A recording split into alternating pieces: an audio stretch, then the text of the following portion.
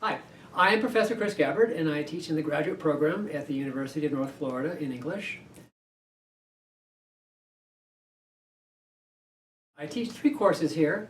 One of them is the Teachable 18th Century, which is a course that I've designed for AP high school teachers.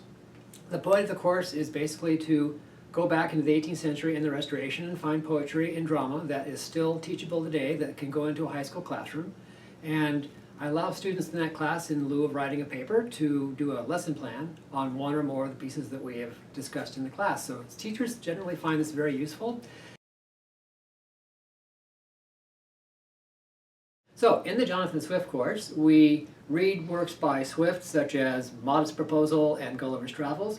And Swift is a very important figure because modern day satirists such as Stephen Colbert and Jon Stewart in The Onion really derived their brand of satire from Swift. He was the one who innovated that particular way of parody and mocking. And so he's an important figure for people to read today. And also his work is fun and interesting and is worth going back and looking at. The third course I teach is called Deforming the Enlightenment.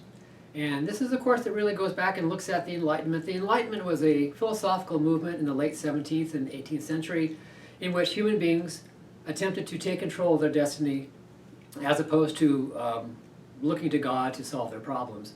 And I specifically, in Deforming the 18th Century, look at how the body is represented in text with the purpose of seeing how it goes. The body had once been represented as an almost metaphysical significance. Instead, now takes on a medical meaning. And so we look at representations of the body in Restoration 18th century texts and look at how its conception is changing over time from a more, what's called the ancient symbolic model, to a more modern, the medical model.